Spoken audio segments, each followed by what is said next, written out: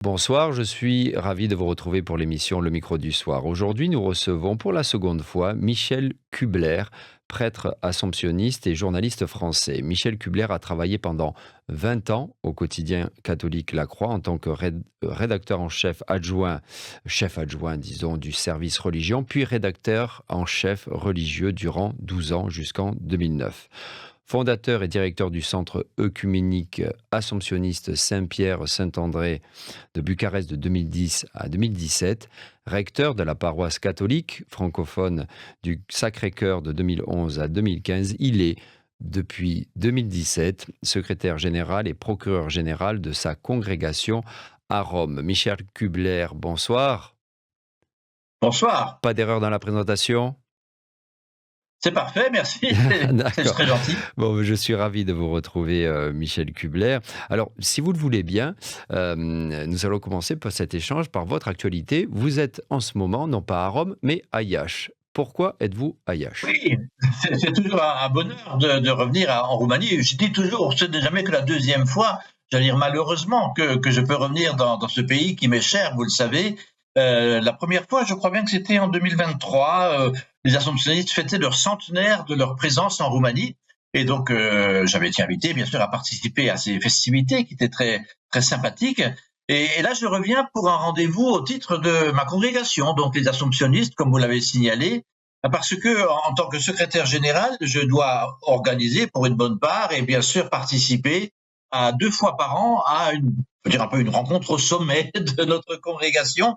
Toutes les congrégations religieuses le font, hein, c'est pas spécifique pour les assomptionnistes, mais on a notre propre manière de le faire.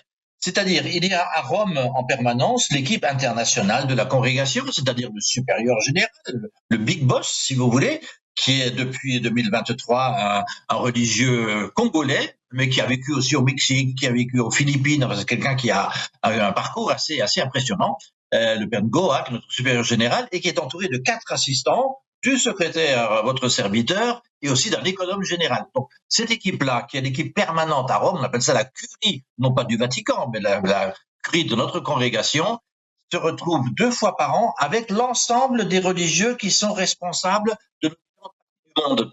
On appelle ça les provinciaux, les supérieurs des provinces, quoi, hein, et qui sont 7 également. Ça fait une quinzaine de personnes. On fait 2 grands conseils pléniers par an, un en décembre à Rome, c'est eux qui viennent, et un autre en juin, et successivement dans tel ou tel pays. On était l'année dernière à Buenos Aires en Argentine, on sera l'année prochaine à Madagascar, et donc cette année nous sommes en Roumanie et à Iași où nous avons fondé il y a maintenant 2 ans une nouvelle maison. On n'avait jamais été présent comme assomptionniste à Iași et c'est le cas maintenant, notamment à l'appel de l'évêque de Iași pour s'occuper, y compris au plan chrétien, pastoral, de ces milliers d'étudiants francophones qui viennent à Iași, vous le savez bien, comme il y en a aussi à Cluj, pour étudier la médecine, la pharmacie, dentaire, etc. Mmh. Alors, Et donc nous sommes là pour une dizaine de jours de réunion, suivi d'une autre réunion plus restreinte. Alors, je vous épargne le détail. Et à la suite de ça, avec le supérieur général, mais seulement lui et moi, nous allons continuer tout un parcours de ce qu'on appelle des visites canoniques. C'est encore une autre chose. Le supérieur général doit, pendant son mandat, visiter chacune des communautés de la congrégation de par le monde. Nous sommes présents dans 33 pays, donc ça va, il y a de quoi faire. Et là, je vais l'accompagner dans l'autre communauté que nous avons en Roumanie, celle que j'avais, entre guillemets, fondée avec quelques confrères à Bucarest à partir de 2010, pardon, comme vous l'avez rappelé. Et puis ensuite, donc je serai pour 3-4 jours à Bucarest la semaine prochaine. Et ensuite, nous irons à Plovdiv en Bulgarie, à Istanbul en Turquie, etc. d'accord. Et ça, c'est chaque année? Non. Le supérieur général doit le faire pour chaque communauté une fois pendant les 6 ans de son mandat. Pardon, d'accord. Mais il doit rencontrer personnellement chaque religieux, faire le point. Où Mmh. est-ce que tu en es? Est-ce que tu es heureux? Est-ce que ton travail te convient? Qu'est-ce que tu aimerais faire, etc. Comment tu vois l'Église, le monde, la congrégation? Enfin, toutes ces choses-là, quoi. Un petit peu D'accord. de panorama. Et alors précisément à Bucarest, vous allez donner une conférence un mercredi, je crois, hein, au Centre œcuménique assomptionniste Saint-Pierre-Saint-André. Oui, à 19h, mercredi prochain, je serai très heureux, bien sûr, de retrouver, si j'ose dire, ma maison, puisque Mmh. j'ai contribué à l'ouvrir ou à la réouvrir en 2010 avec le père Duchan Dinka, qui est mon successeur comme directeur du centre maintenant. Et donc, on s'est mis d'accord avec le père Lucian pour conclure l'année des conférences. Vous savez, il y a toujours un cycle comme ça chaque année de conférences grand public qui sont aussi diffusées en ligne d'ailleurs. Hein. C'est bien que vos auditeurs le sachent, ils peuvent suivre ça en ligne. Donc, je ferai cette conférence en français parce que mon pauvre Roumain est parti en même temps que j'apprenais l'italien. Je me suis rempli d'italien en arrivant à Rome et je me suis vidé du peu de roumain que j'avais.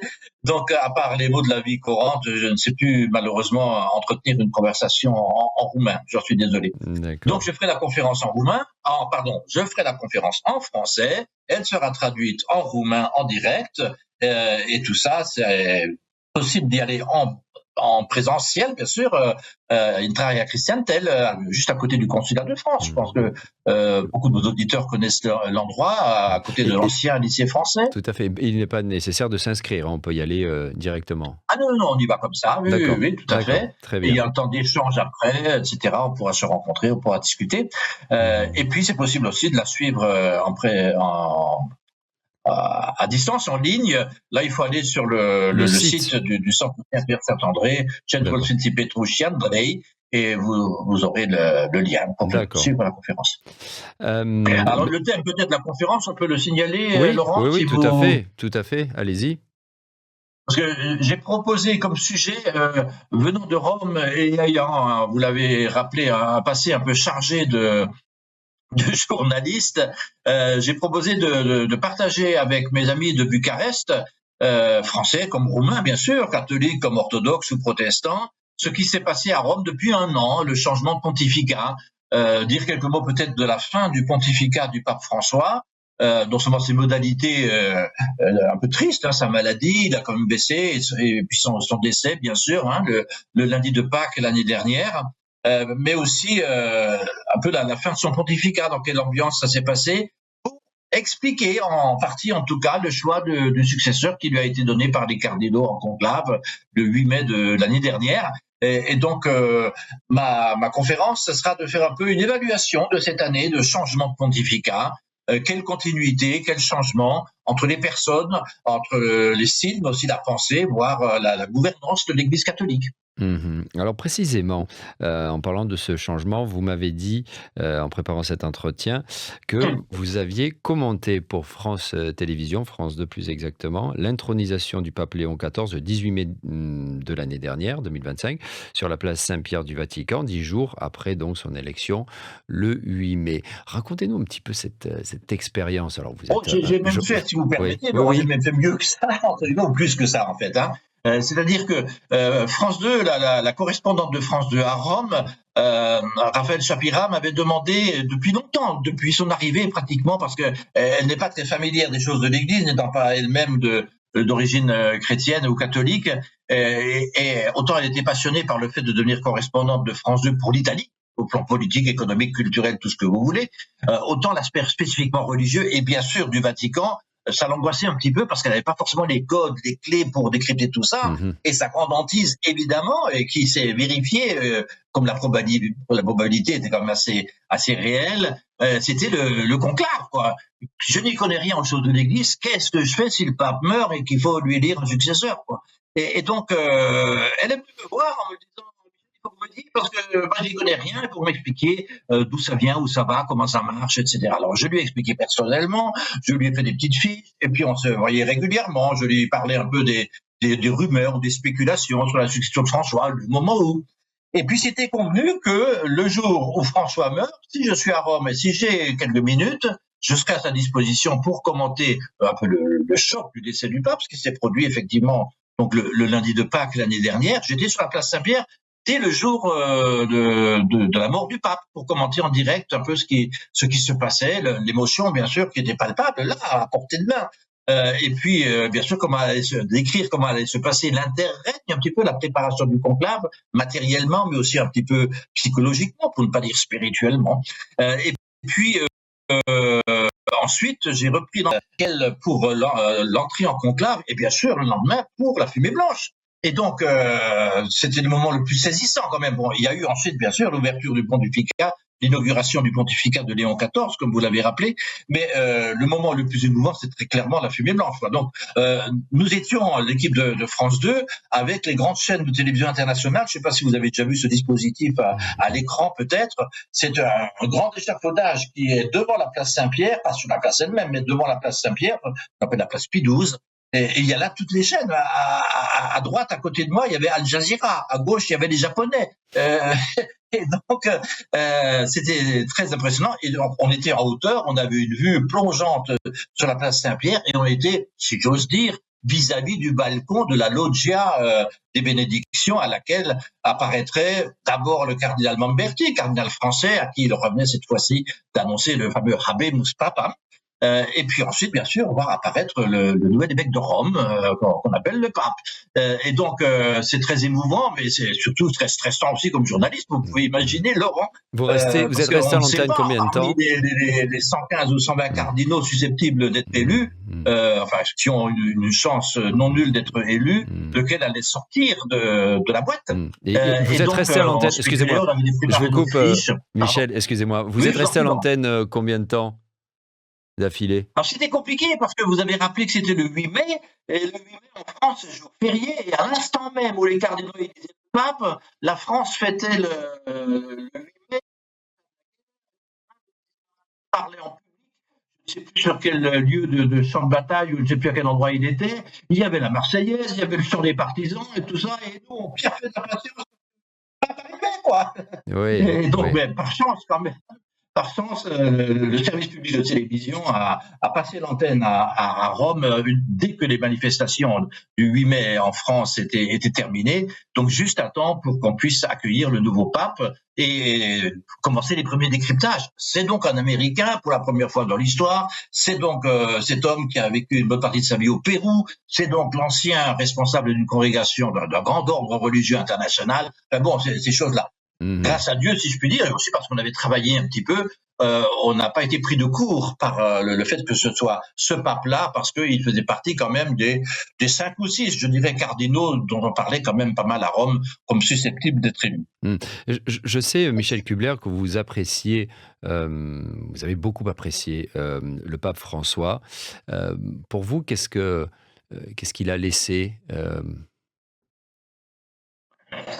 Je pense que je ne veux pas avoir de grandes phrases définitives comme ça, sentencieuses, mais dans l'état actuel des choses, il me semble que la manière dont le pape François a investi la fonction pontificale, la charge pontificale, a créé quelque chose d'irréversible. Je pense qu'on ne peut plus être pape après François comme on l'était avant.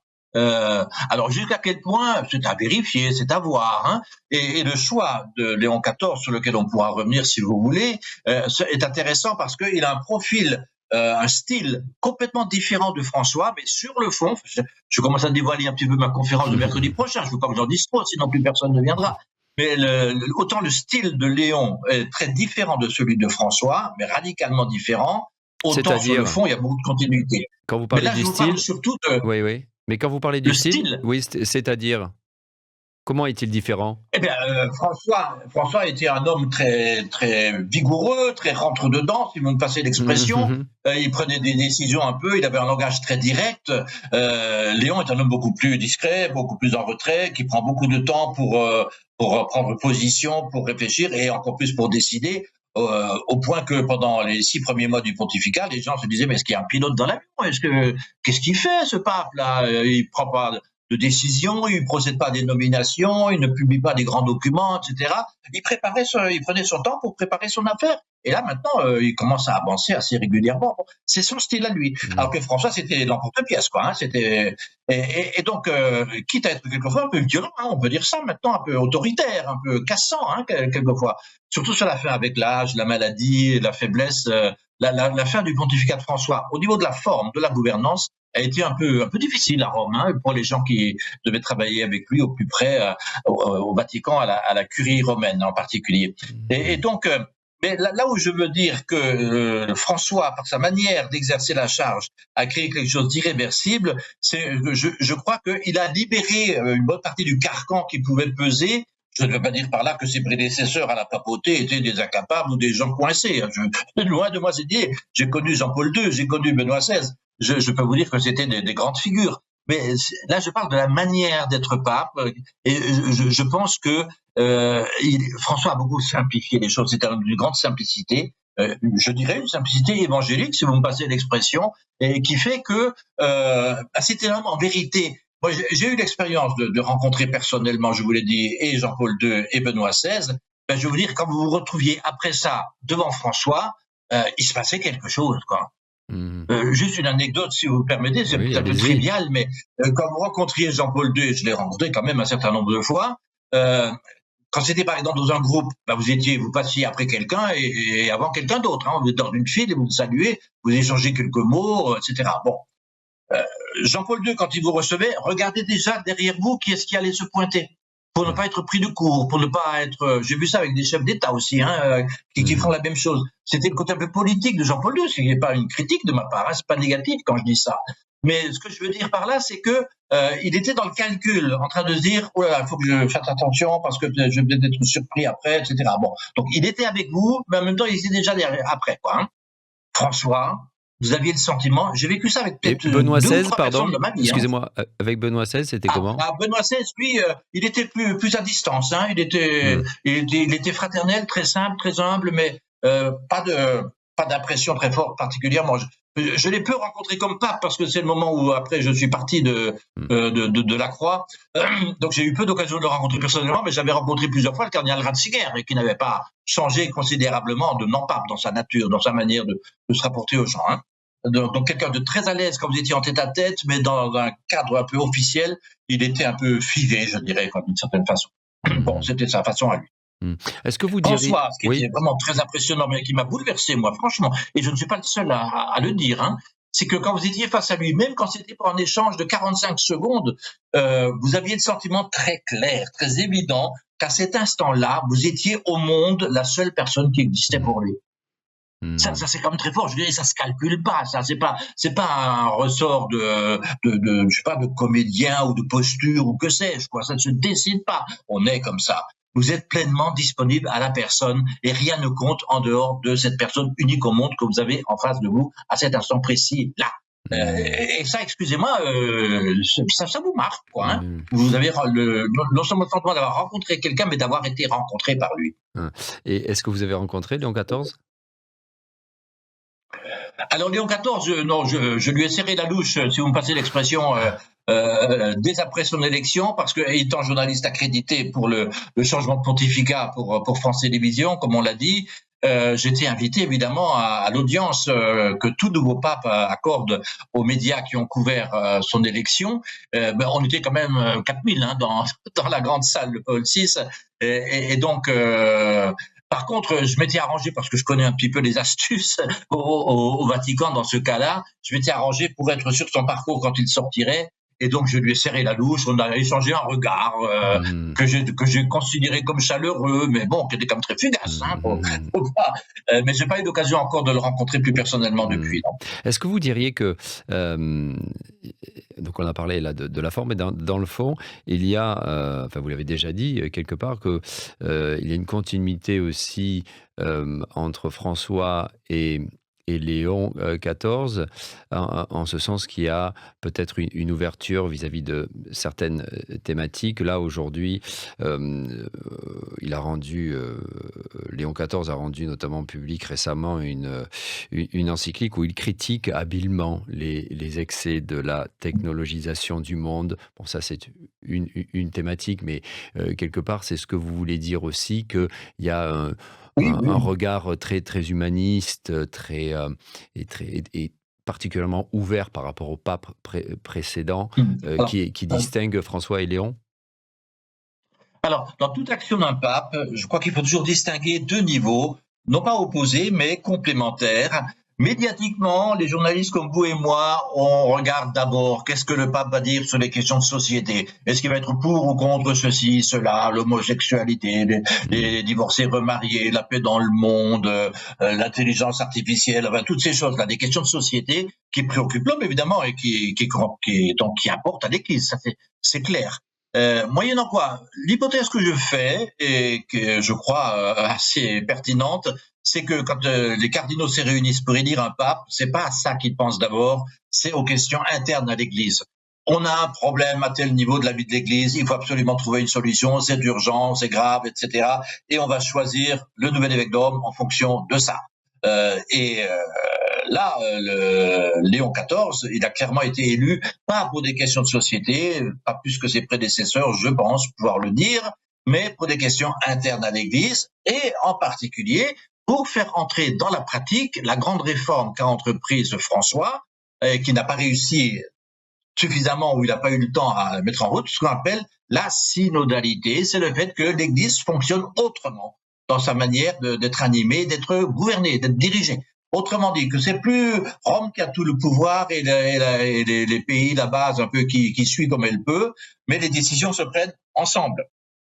François a posé les jalons, les principes, c'est structuré, c'est cohérent, ça tient la route, mais il n'a pas réussi à le faire marcher.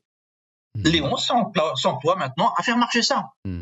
Il a mis en place, il commence à mettre en place des dispositifs pour que ça soit concrétisé, et je pense que ça va fonctionner bien. Et c'est une des raisons pour lesquelles je disais qu'il y a une espèce d'effet cliquet avec le pontificat de François qui fait qu'on ne peut plus revenir en arrière, vous voyez. C'est que Léon, avec un style radicalement différent de François, il continue dans ce sens-là parce qu'il a compris qu'il n'y avait pas d'avenir pour l'Église en dehors de cela.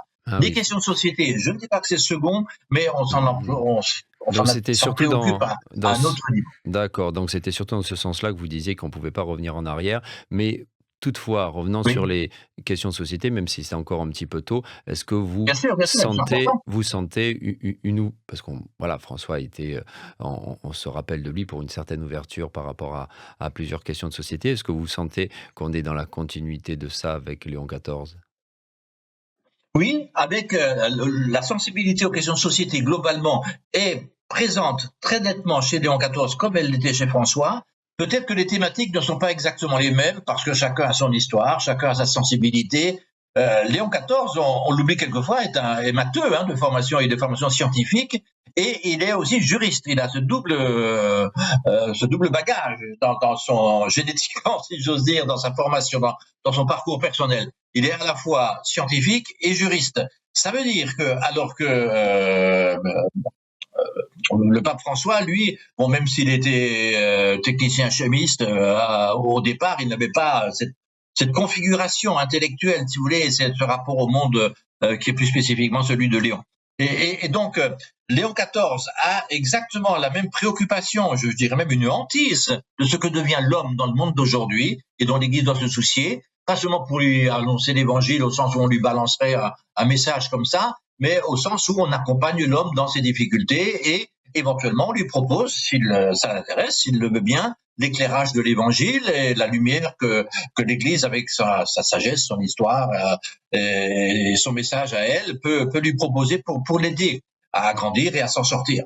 Et donc, vous vous souvenez peut-être que le 8 mai 2025, dès le soir de son élection, son premier message urbi et orbi, comme on dit, à la ville et au monde, Léon XIV a parlé de l'intelligence artificielle. C'est pas tout à fait banal quand même qu'un pape, dans ses premiers mots, choisisse de parler d'une thématique de quelque chose d'aussi pointu, quoi.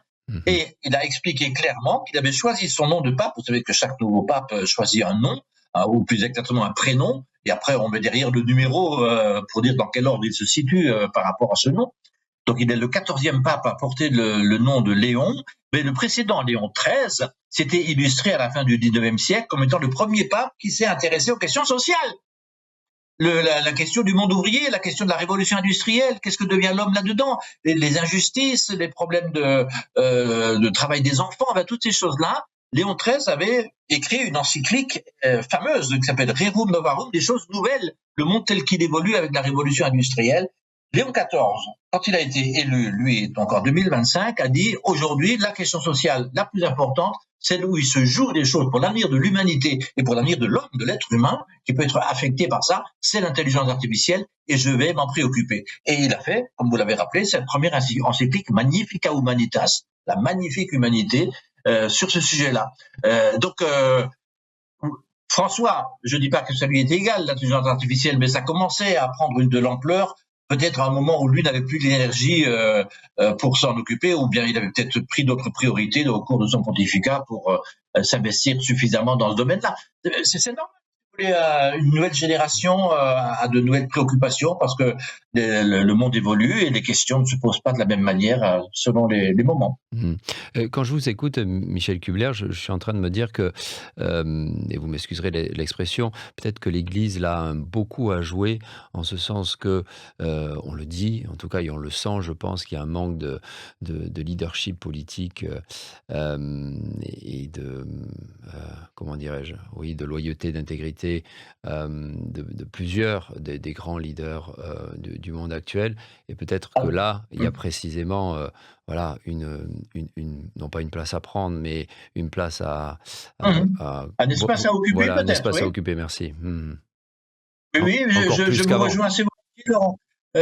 D'autant plus que l'Église, dans ce domaine-là, en tout cas, ne peut pas être soupçonnée d'avoir une approche partisane ou une démarche intéressée, ne recherche aucun pouvoir. Autant quand il s'agit du rapport avec l'islam ou d'autres choses comme ça, on peut dire oui, c'est parce qu'elle se sent menacée, etc.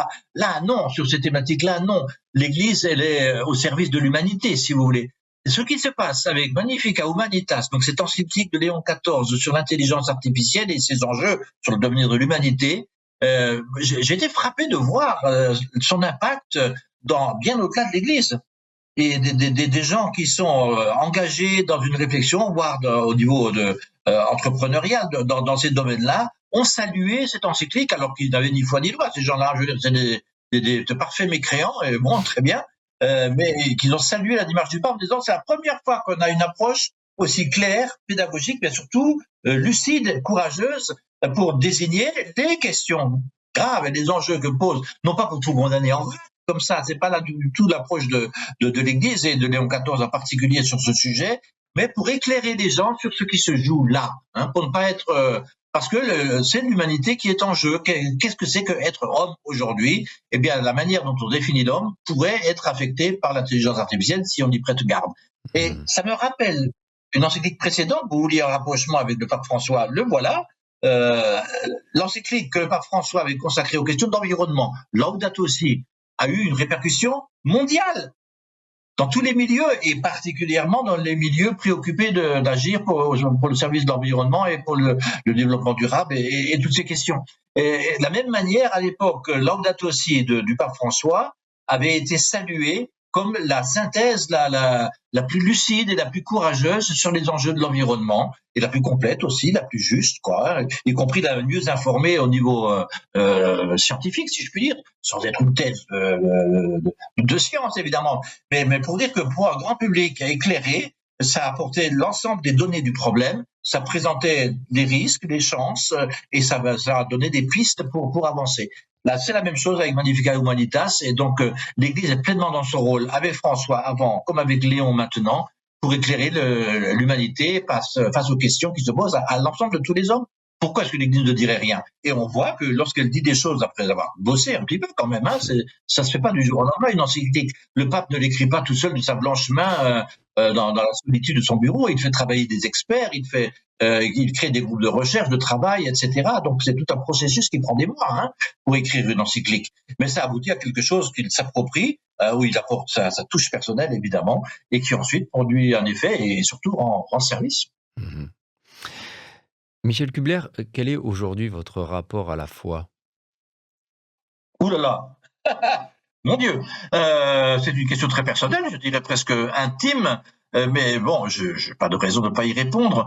Il y aurait beaucoup de manières d'y répondre. Peut-être que je vais en choisir une qui me paraît peut-être la plus pertinente, comme ça spontanément, par rapport à votre question.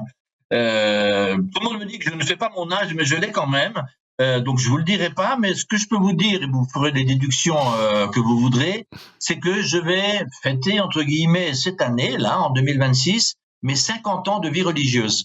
C'est-à-dire d'engagement religieux dans la congrégation des Augustins de l'Assomption, autrement dit les Assomptionnistes. Avant, on disait toujours Assomptionniste parce que c'est plus court. Maintenant, on dit Augustin de l'Assomption parce que le pape aussi est Augustin. Donc, on est de la même famille que le pape. C'est très chic, même si c'est pas la même organisation. Enfin, c'est une parenthèse. Donc, il y a 50 ans, c'était au mois de décembre, donc j'y suis pas encore tout à fait, mais c'est quand même l'année anniversaire. Je faisais, mais pour la première fois, mes vœux, je prononçais les vœux de pauvreté, de chasteté, d'obéissance au sein de la congrégation des Assomptionnistes. Et bon, 50 ans après, j'y suis toujours par la grâce de Dieu, mais ma foi, si vous voulez, elle tient dans cette expérience un peu fondatrice pour moi, alors que bon, j'avais la foi dans mon enfance. Je suis originaire d'une famille très très croyante, très pratiquante, en Alsace, terre chrétienne s'il en est, bon, tout ce qu'on veut. Mais je me suis approprié ça là, au moment d'entrer dans la vie religieuse, à l'époque où j'avais, on va dire, une vingtaine d'années. Donc ça veut dire que j'ai trouvé là le chemin, la manière pour moi de suivre le Christ. Parce que le Christ, pour moi, c'est la référence de ma vie, c'est ce qui structure mon existence dans une relation personnelle et pas simplement dans une adhésion à un message, entre guillemets, un peu abstrait, c'est existentiel. Je veux dire, j'ai une relation quotidienne, personnelle, j'allais dire permanente, mon Dieu, si ça pouvait être vrai, avec Jésus. Mais il fallait trouver la manière de la mettre en forme, quoi, hein, de la vivre. Et la manière que moi j'ai trouvée, qui me paraissait la meilleure pour moi, je ne veux pas une règle absolue, évidemment, ça a été de vivre avec d'autres personnes qui avaient fait le même choix, avec une règle qui structure un peu notre existence, et à travers ces 3 vœux qui sont eux aussi structurants, de pauvreté, de chasteté et d'obéissance, c'est-à-dire de rapport à l'amour, à l'avoir et au pouvoir, quoi, hein, qui sont quand même un peu le trépied de toute vie humaine, quoi qu'on en fasse. Et donc, mon bonheur a été là-dedans. Je ne vous dis pas que ça a été un long fleuve tranquille de 50 ans, mais mon bonheur profond qui fait que je suis heureux chaque matin de poursuivre cette voie, et il est vraiment dans ce choix. Merci Michel Kubler d'avoir répondu à cette question un peu intime, c'est vrai, vous l'avez dit, vous avez raison. Alors ça me permet de faire le lien avec un livre que j'ai beaucoup apprécié, Petit parcours de foi, que vous avez publié chez Bayard en 2014. Alors pour ceux qui nous voient et qui nous écoutent et qui nous voient également, ce livre a été traduit, donc je le montre à la caméra, en roumain, hein, Mic îndreptare de credință, aux éditions Humanitas. Alors, je suppose, je ne sais pas, mais on peut se le procurer éventuellement dans les librairies roumaines, et on peut le commander également à la librairie française Chiralina de Bucarest. Voilà, j'avais envie de l'indiquer parce que... Juste à côté du centre Saint-Pierre-Saint-André. Tout à fait. C'est un recueil qui m'a beaucoup plu, très intéressant et notamment très utile pour celles et ceux qui seraient peu au fait de ce que signifie un parcours de foi. Aujourd'hui, quand vous consultez peut-être ce livre, vous en êtes, j'imagine, toujours content. Vous vous dites qu'il y aurait quelques actualisations à faire? Oui, sans doute. En fait, il faut le resituer dans son contexte. Ce livre est né à Bucarest. Je ne sais pas si vous le savez, Mais Laurent. tout à fait, oui. Ouais, ouais. C'était le pape Benoît XVI, qu'on évoquait tout à l'heure, avait décrété, entre guillemets... Non, attendez, c'était Benoît XVI ou c'était déjà... Oui, c'était Benoît XVI. Une année de la foi. Dans toute l'Église, il encourageait la réflexion sur qu'est-ce que c'est que croire, quel est le contenu de notre foi, comment on la vit, etc. Et je m'étais dit, tiens, à l'échelle de la paroisse dont j'avais la charge à l'époque, la paroisse francophone du Sacré-Cœur, à Bucarest, et du centre Saint-Pierre-Saint-André que j'animais, je me disais, tiens, je vais peut-être faire un cycle de conférences sur le credo. Qu'est-ce que les chrétiens croient? C'est codifié dans ce texte qu'on récite tous les dimanches à la messe, hein, nous les catholiques en tout cas. Je crois en Dieu le Père Tout-Puissant et en Jésus-Christ son Fils, etc. Je prends chaque article et puis je dis un peu qu'est-ce que ça veut dire, quel est le contenu de cet article de foi. Et une fois que j'ai fini ce cycle de conférences, j'ai remisé le texte. Bon, il y a eu un petit succès de fréquentation, les gens qui venaient pour ça. Et après, j'ai rangé ça dans une chemise et dans un tiroir, très bien. Mais ça s'est su que j'avais fait ce cycle de conférences, et mes amis de Bayard à Paris, où j'avais travaillé pour La Croix, comme on l'a dit, mais Bayard a aussi une maison d'édition, et donc ils m'ont dit, mais on pourrait faire un livre avec tes conférences là. Je dis, vous croyez vraiment? Enfin, je n'étais pas très sûr. Et donc ils ont pris ça, ils l'ont mis en forme. J'ai un peu relu, j'ai un petit peu rééquilibré les choses ou corrigé des trucs, et ça a fait ce petit parcours de foi dont j'ai ensuite été très honoré, je peux le dire en toute simplicité, que Humanitas, qui est une grande maison que je respecte beaucoup dans la vie culturelle roumaine, ait décidé de le traduire en roumain. J'étais très fier de ça. Donc voilà, alors j'y suis pas revenu depuis, sincèrement, parce que pour moi je suis passé à autre chose, et c'était quand même assez contextuel, assez circonstanciel, si vous voulez, conjoncturel, si on veut. Donc, mais ça touche quand même au cœur de la foi, et on m'a dit qu'il y avait du service, par exemple, pour la formation chrétienne des adultes, qui s'appelle les catéchumènes. Vous savez, il y a en France ce grand phénomène d'adultes qui demandent à devenir chrétiens. Eh bien, je sais que dans certains endroits, on se sert de mon livre pour leur formation. Tu veux savoir ce que croient les chrétiens? Ben, tu prends ce petit livre là, puis on en parle ensemble. Tout à fait, toujours d'actualité. Alors, on a encore quelques minutes, Michel Kubler. Parlez-nous de Rome. Comment vous l'aimez? Mon Dieu, vous voulez que je parle de Rome en quelques minutes? Il faudrait, c'est ça. Non, dites-moi sous quel angle vous souhaitez qu'on en parle. Tout simplement, comment vous la vivez au quotidien et ce que vous y appréciez, vous? Ah, un grand bonheur, Laurent, un grand bonheur. Ça fait 9 ans maintenant que je vis à Rome.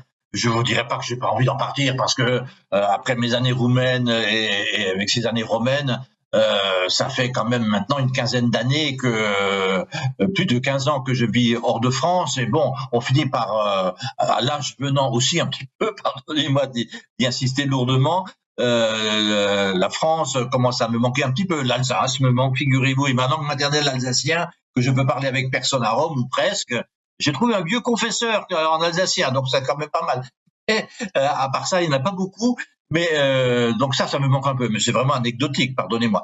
Non, Rome est un grand bonheur comme ville à tout point de vue. Il y a évidemment ce patrimoine extraordinaire. Le moindre petit palais au coin d'une rue à Rome, et il y en a des centaines, pour pas dire des milliers, serait la grande fierté de n'importe quelle ville dans le monde ailleurs. Je veux dire, enfin, j'exagère un petit peu, mais c'est quand même vrai. Mais par-delà toutes ces splendeurs, ces musées, ces basiliques, ces palais, il y a la Rome vivante, quoi. C'est un bonheur incroyable de flâner dans Rome, parce qu'elle a un charme fou, cette ville. On y mange très très bien, ce qui n'est pas tout à fait accessoire pour moi, pardonnez-moi. Il y a un accueil, il y a une simplicité, il y a une chaleur. Non, franchement, je me lasse pas de ça. Il y a aussi beaucoup de choses qui sont insupportables à Rome, mais elles pèsent surtout sur la vie, par exemple, de mes confrères ou des autres personnes qui ont des tâches un peu opérationnelles. C'est vrai que l'administration italienne et romaine en particulier, c'est vrai que les transports en commun, c'est vrai que les services des poubelles, toutes ces choses comme ça, c'est un peu foireux, hein, faut reconnaître. Bon, mais moi, je suis pas trop gêné dans mon travail par ces choses-là.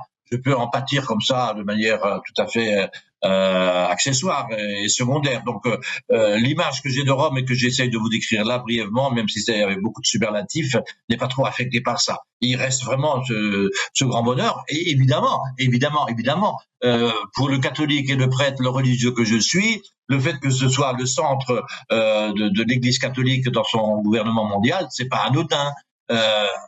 Quand vous allez à la messe avec l'évêque et le clergé d'un diocèse où vous vivez quelque part dans le monde, vous êtes quelques dizaines de prêtres. Hein. Quand vous faites, par exemple, tous les ans avant Pâques, il y a ce qu'on appelle la grande messe chrismale, où l'évêque de chaque diocèse dans le monde bénit le Saint-Crème et les huiles qui servent pour les baptêmes, les confirmations, ces choses-là, les l'onction des malades. Bon, donc il touille les choses dans des grandes urnes comme ça, avec de l'huile d'olive et quelques parfums. Bon, très bien. Et c'est l'occasion où l'évêque s'entoure tous ces prêtres sont invités à venir. Bon, ça fait quelques dizaines, maximum quelques centaines de gens. À Rome, quand on se retrouve à la messe chrismale, on est plus de 1000 prêtres autour de notre évêque, qui se trouve être le pape. Je dis pas ça pour faire le fier, mais ça crée quelque chose dans des célébrations à Saint-Pierre que j'aime beaucoup, non pas parce que c'est ébouriffant, non pas parce que c'est extraordinaire, etc. Elles sont très recueillies, elles sont très profondes, très belles aussi, bien sûr, hein, sont animées par les chœurs de la chapelle Sixtine, excusez du peu, bon, mais donc c'est beau, mais c'est pas bling bling, c'est pas écrasant, vous voyez.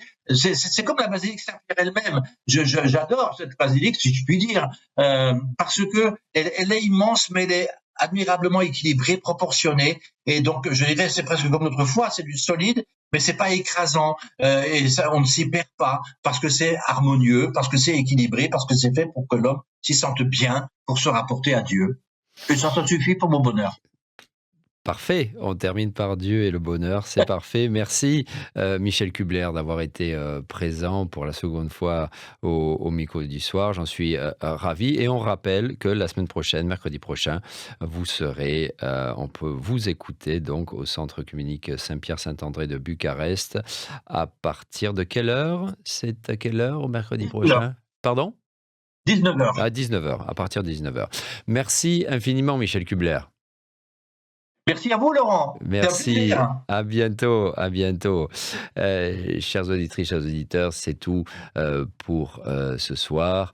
Nous vous souhaitons un beau week-end en paix et en sérénité. À bientôt. Au revoir.